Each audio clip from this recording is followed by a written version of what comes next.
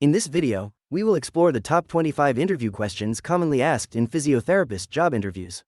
Each question is designed to assess both clinical knowledge and interpersonal skills essential for a successful practice. We will also provide detailed answers and tips to help you prepare effectively. Whether you're a recent graduate or an experienced professional, these insights will enhance your confidence and readiness for your next interview. 1. What motivated you to pursue a career in physiotherapy? My passion for helping others and interest in human anatomy were key motivators for choosing physiotherapy. The ability to make a tangible difference in people's lives, especially in their recovery and rehabilitation processes, is profoundly rewarding. I also appreciate the dynamic nature of the field, which requires continuous learning and adaptation to new techniques and evidence-based practices. Witnessing patients regain their mobility and independence fuels my dedication and commitment to this profession, making each day fulfilling and inspiring. 2. How do you stay updated on the latest developments and research in physiotherapy? Staying updated on the latest developments in physiotherapy involves a combination of continuous education and active engagement with professional communities. I regularly attend workshops, seminars, and conferences to learn about new techniques and evidence-based practices. Subscribing to relevant journals and online platforms allows me to access cutting-edge research. Networking with colleagues also facilitates the exchange of ideas and experiences. Additionally, I participate in online courses and webinars that focus on emerging trends and innovations in the field. This ongoing commitment ensures that my practice remains current and effective. 3. Can you describe your approach to creating a treatment plan for a new patient? Creating a treatment plan for a new patient begins with a comprehensive assessment. I conduct a thorough evaluation of their medical history, physical condition, and personal goals. This information helps me understand their unique needs. I then collaborate with the patient, involving them in the decision-making process to ensure they feel invested in their treatment. After establishing clear, achievable goals, I design a tailored plan that includes specific interventions, timelines, and methods for monitoring progress. Regular follow-ups allow for adjustments based on the patient's response and feedback. 4. How do you handle patients who are resistant to therapy or unmotivated? Handling resistant or unmotivated patients requires a compassionate and tailored approach. Initially, I strive to understand the underlying reasons for their resistance, whether it be fear, lack of understanding, or previous negative experiences. By actively listening and engaging in open dialogue, I can build trust and rapport. Setting small, achievable goals often helps to demonstrate progress, which can motivate patients. I also provide education on the benefits of therapy and involve them in their treatment plans, fostering a sense of ownership over their recovery journey. 5. What strategies do you use to build rapport with patients from diverse backgrounds? Building rapport with patients from diverse backgrounds involves active listening, showing empathy, and being culturally sensitive. I take the time to understand each patient's unique experiences and perspectives. Using open-ended questions allows patients to share their stories, which fosters trust. I adapt my communication style to suit their preferences, whether that means using simple language or incorporating visual aids. Engaging in respectful dialogue about their cultural beliefs and values helps create a safe environment, making patients feel valued and understood in their treatment journey. 6. Describe a challenging case you've worked on and how you overcame the obstacles. One challenging case involved a patient with a severe knee injury that limited mobility and affected their quality of life. They were initially resistant to therapy due to pain and frustration. To overcome this, I established open communication, allowing them to express concerns. Together, we set small, achievable goals to build confidence. I utilized a combination of manual therapy and tailored exercises, gradually increasing intensity as their pain decreased.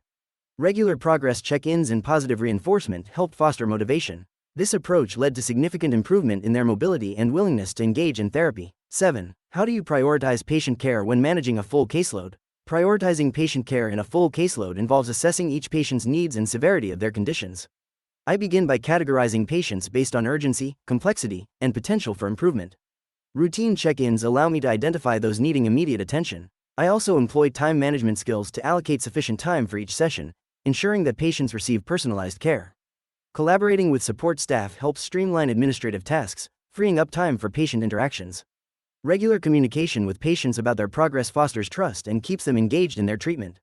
8. What experience do you have with different physiotherapy modalities and techniques? I have extensive experience with a variety of physiotherapy modalities, including manual therapy, electrotherapy, ultrasound, and therapeutic exercise. My training has provided me with a solid foundation in these techniques, which I adapt based on the individual needs of each patient. For instance, I often use manual therapy to improve mobility and reduce pain, while therapeutic exercises are tailored to enhance strength and stability. I also incorporate modalities like TENS for pain management.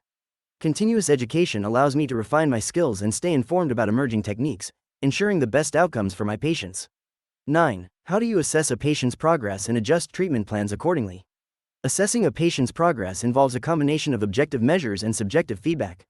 I start with regular assessments using standardized outcome measures relevant to their condition. This allows me to track improvements in strength, mobility, and pain levels.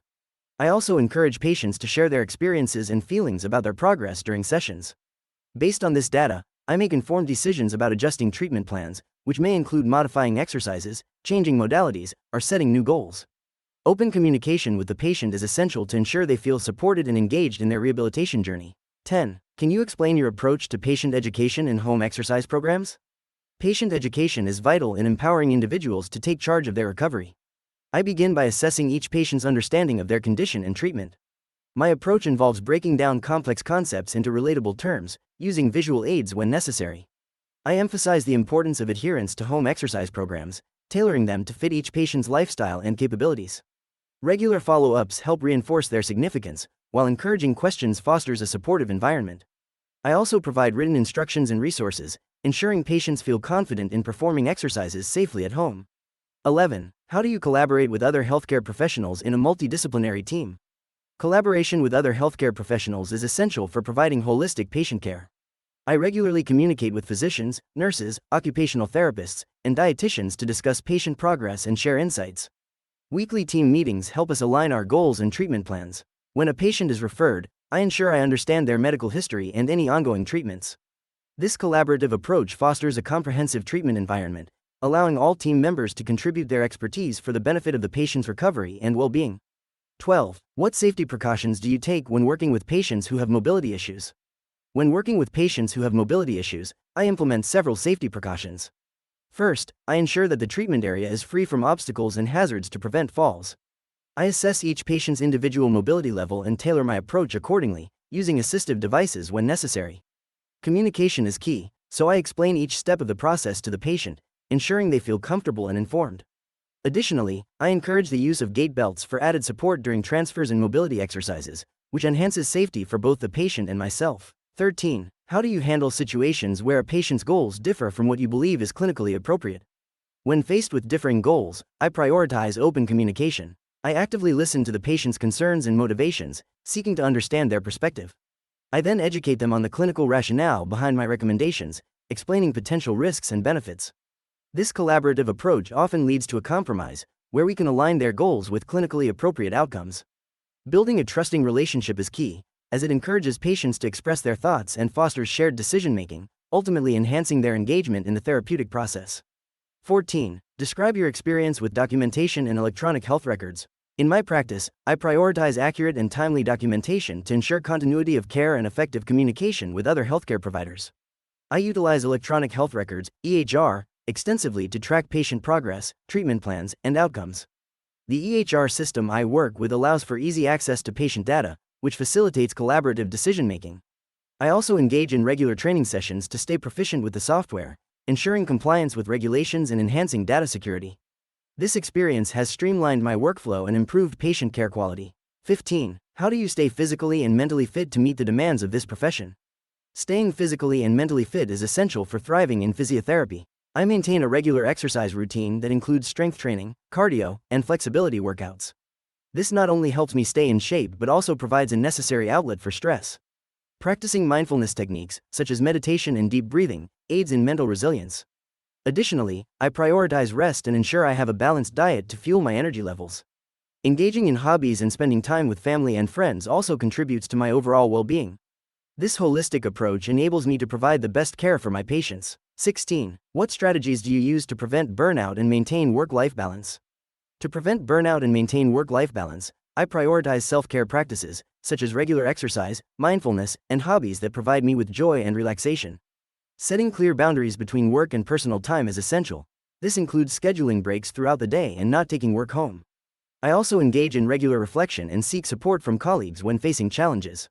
Continuing education helps me stay motivated and inspired, while building a strong support network within both my personal and professional life fosters resilience and enhances my well-being. 17. How do you approach treating patients with chronic pain conditions? When treating patients with chronic pain conditions, I prioritize a comprehensive assessment to understand their unique experiences and triggers. I emphasize an interdisciplinary approach, collaborating with other healthcare professionals to address underlying issues. My treatment plans often incorporate a combination of physical rehabilitation, education about pain mechanisms, and self-management strategies. Empowering patients through goal setting and encouraging active participation in their recovery fosters a sense of control. I also emphasize the importance of psychological support, recognizing the mind-body connection in managing chronic pain. 18. Can you discuss your experience with pre- and post-operative rehabilitation? In my practice, I have worked extensively with patients undergoing various surgical procedures, focusing on both pre- and post-operative rehabilitation. Pre-operatively, I assess the patient's functional status and educate them about the upcoming surgery, emphasizing the importance of recovery.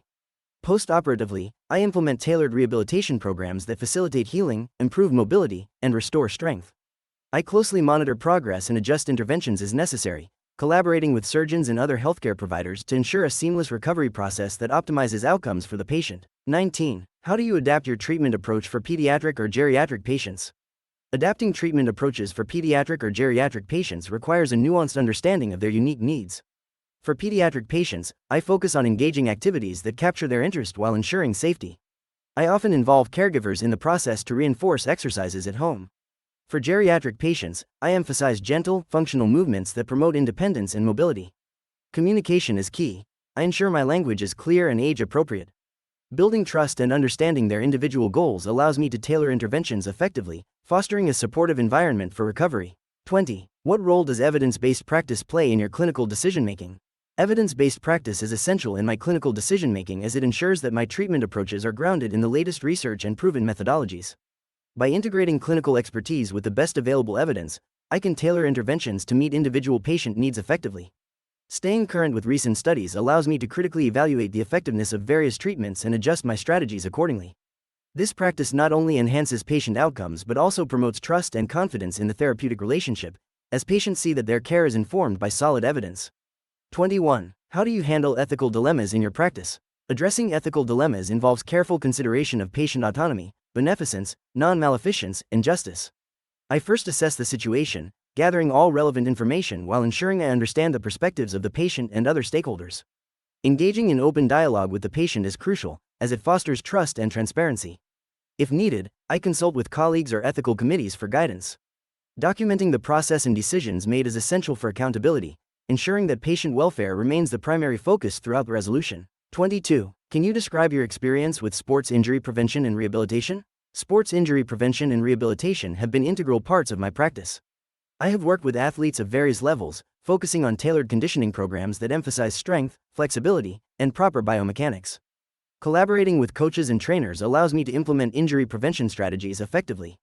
In rehabilitation, I utilize a combination of hands-on techniques, exercise prescription, and education to facilitate recovery. I monitor progress closely, adapting the treatment plan as needed to ensure a safe return to sport while minimizing the risk of future injuries. 23. How do you measure the success of your treatments beyond just physical improvements? Success in treatment extends beyond physical improvements by assessing patients' quality of life, emotional well-being, and functional abilities. I utilize patient-reported outcomes, such as surveys and feedback, to gauge their satisfaction and perceived progress. Regular discussions about their daily activities and goals help me understand how treatment impacts their lives. Observing changes in their confidence levels and engagement in their rehabilitation also indicates success. This holistic approach ensures that I address not only physical issues but also the emotional and psychological aspects of healing. 24. What strategies do you use to motivate patients to adhere to their home exercise programs? To motivate patients, I employ several strategies. First, I ensure that the exercises are relevant and tailored to their individual goals, making them more meaningful. I encourage open communication, allowing patients to express concerns or difficulties they may face. Providing regular feedback on their progress fosters a sense of accomplishment. I also incorporate technology, such as apps or reminders, to help them stay on track.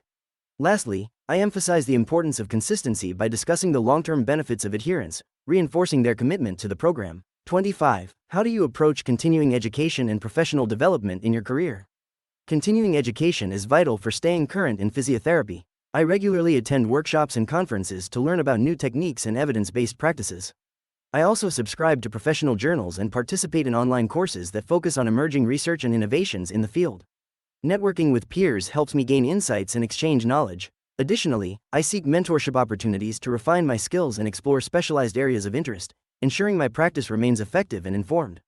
In this video, we've explored the top 25 physiotherapist interview questions and provided insightful answers to help you prepare for your next interview. Whether you're a seasoned professional or just starting your career, being well prepared can make a significant difference in your performance. Remember, confidence and clarity in your responses can set you apart from other candidates. If you found this information helpful, please give this video a thumbs up and subscribe to our channel for more valuable content. Your support helps us continue to provide resources that empower you in your career journey. Thank you for watching.